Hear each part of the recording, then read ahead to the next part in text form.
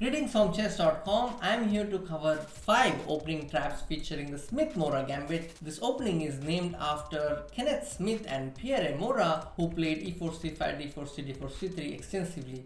In the recent years, it became very popular thanks to the efforts of Marcus Herman, who wrote this wonderful book called Mayhem in the Morra. I was very inspired by the book and I also went on to play a lot of games. I won a lot of games in my career so far. If by the end of this video you loved the traps, you must certainly check out this book. Let's get started in our journey. c3, dc3, knight c3. This is the Smith-Morra position after knight c6. The first step that I'm going to show features knight f3, developing the knight, and then after e5, if black wants to have a Rye-Look pace or e4, e5 kind of flavor, then he might play e5. So then you can play bishop to c4, keeping an eye on the f7 square, and in this position black should either play d6 or knight f6 or maybe bishop b4, but the move that he must definitely not make is bishop e7. Here is the first opportunity for you to see if you can take advantage of black's last move, which is bishop e7.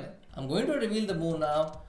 It's a mating threat with queen d5, and unfortunately black has to give up the pawn on f7. If he tries to support this pawn on f7 with knight at 6, then we ask a simple question: who is protecting the pawn on f7? It is the knight. So we eliminate the defender with bishop takes n6 and then take the pawn on f7. It's a checkmate. So in this position, after queen d5, if black plays pawn to d6, then we can just collect the pawn on f7, give a check with bishop e6, and then another check with knight d5, and then once we collect the bishop, we can then collect the pawn on g7 and be very happy. White is heavily winning in this position. For example, the rook on h8 is hanging, and if you play bishop f6, you just lose the piece with knight takes f6.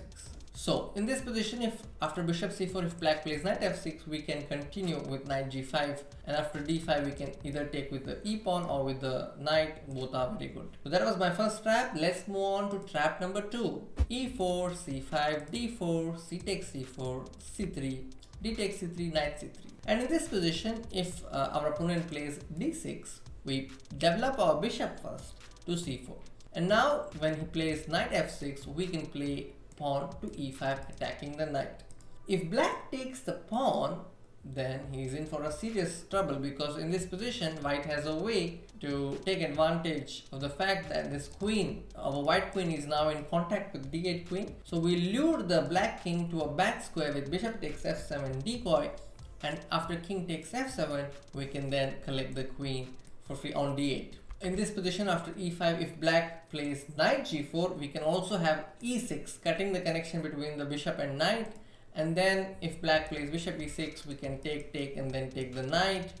So in this position, knight f6 is not the best move.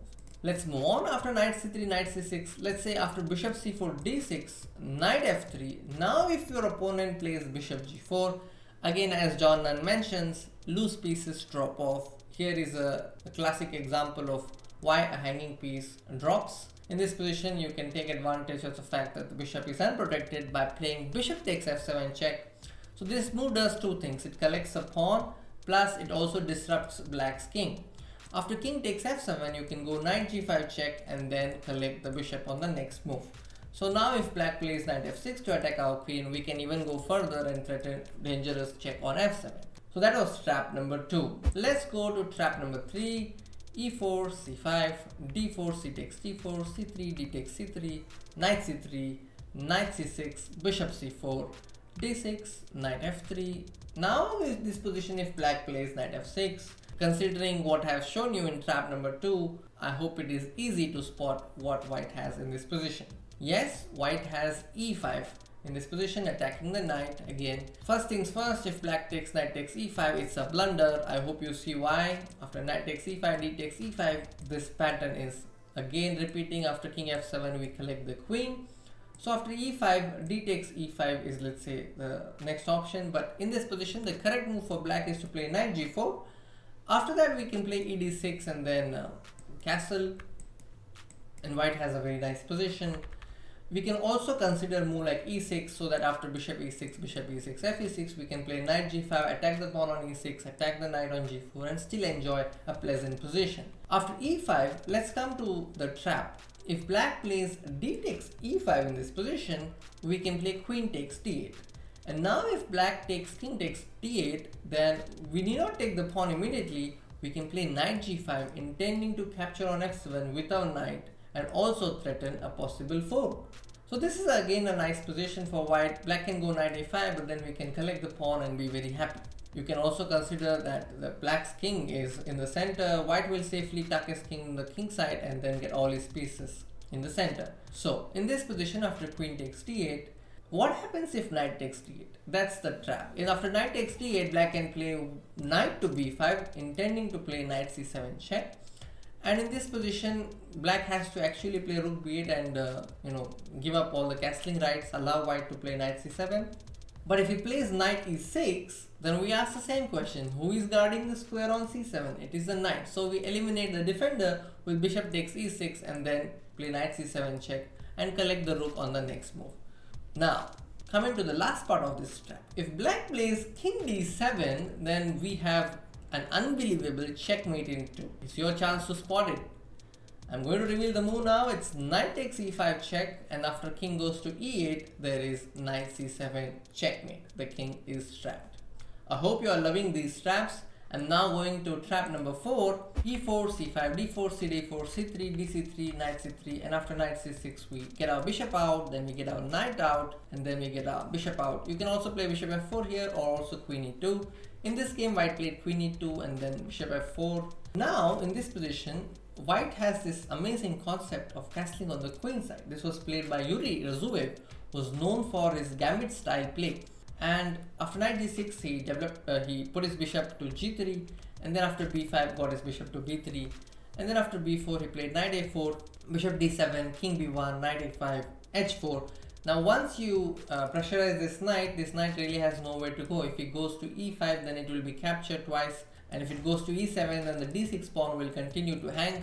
So black had to play h5, and then white went knight g5, bishop b5, queen e3, knight b3, a b3, and in this position black played bishop a4, and here is where he went wrong. He should have played bishop e7, but Mikhail Belin went queen a5, giving white a win in this position. So white played queen f3, attacking on f7, and now if black plays queen to c7 to protect it, then white has this amazing move e5, opening the lines here. And then if you play d5, he can play rook c1 and then enter on the c line. For example, if you play queen d7, white can also play rook c6 in this position. If you take the rook, then there is queen check, and then there is knight check, and then there is rook c1, or even knight d4. Both are winning. So after queen f3, black played rook a7 in the game, and white went on to win with rook c1. And after queen takes a4, he played rook check, and then black resigned. The reason is after king d7, there is queen takes f7, and then queen takes a7.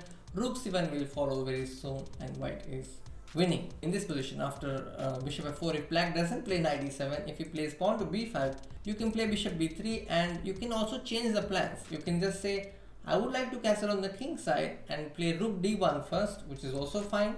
And after queen b8, you can play castles and then push knight to d5. This is one of the concepts of the Mora Gambit, which became quite common after Marquez Serman's game. The point is that if black takes ed5, white can play ed5, and then after knight e7, just simply play rook e1.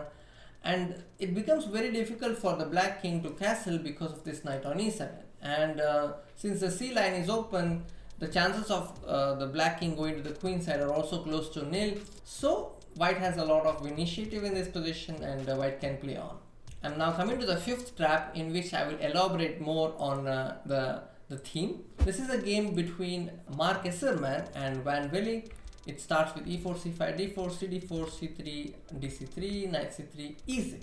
So if some players are playing e6, chances are that they might have read this somewhere or might have checked out some black side repertoires. So the point is to restrict, if white goes bishop c4, then it may feel as if this pawn on e6 is restricting white's bishop, but we can still develop our bishop to c4, and then after a6 we develop this bishop to g5, and now after f6 we play bishop e3, and now after knight g6, this is the moment in which you have to play bishop b3 first, and then once black plays b5, you have knight to d5. A concept that we saw in the fourth trap. The point is again bishop b6 immediately here, but it's to play for a long-term initiative. After black takes e takes d5, we can play e d5, and then after knight ce5, d6. All this was actually part of Marques Sirman's opening preparation. I really liked how strange black's position looks. He's a piece up, but because of this king on e8 and this powerful bishop on b3, he cannot castle on the king side. Plus, the e line is also very much in white's favor. All these factors contribute in giving white a lasting initiative. In the game, black played bishop b7, but Marques Sirman played knight takes e5, fe5, and then f4, opening the f line. And then after queen f6, he played fe5 and then played bishop g5. So you can't really take this bishop easily because of queen e1 check. And then if you go king d8, there is queen a5 check. Look at the geometry. And if king c8, there is a mate on c7, and if the king goes to e8, it's checkmate in 1 with bishop f7. So after bishop g5, Van Willy played bishop e7, but after bishop f7 check and then d takes e7, white is heavily winning. In the game, black played knight e7, white simply connected the rooks with queen d2, and then rook c1, and then rook fd1, d7 is attacked, and after queen f5, he played bishop f4, and then after queen takes f7, of course, there is queen d6, which is a mate, and in this position, he played king d8, and Marques Sirman played rook takes c6, and after bishop takes c6, he played queen takes c6, and at this moment, Van Willy resigned, because if he moves his rook to a7, there is bishop g5 check followed by mate, and if he moves it, let's say to c8, you can see the same thing working. So that was Marques Sirman's game. So those were the 5 traps that I had in mind. Now let's come to some specific ways for black to deal with this Mora gambit. For example, after cd4, c3, some players have chosen knight f6 these days to combat or let's say to avoid the Smith-Mora gambit. And after e5, knight d5, we have the traditional Alapin. Some players have also chosen to play d5, which is also fine. White can play cd5, queen d5, and play cd4. In this position after c3, some players give up the pawn with d3. Then you can play bishop d3 and establish a Maroczy bind with c4. So it's possible to play this line, and I have had good results in this Mora gambit, and it's worth trying out, I think, against those players who play Sicilian. So I wish you all the luck with Smith-Mora. Do like the video and subscribe to our YouTube channel, and I'll be back with another video soon. Until then, take care. Bye bye.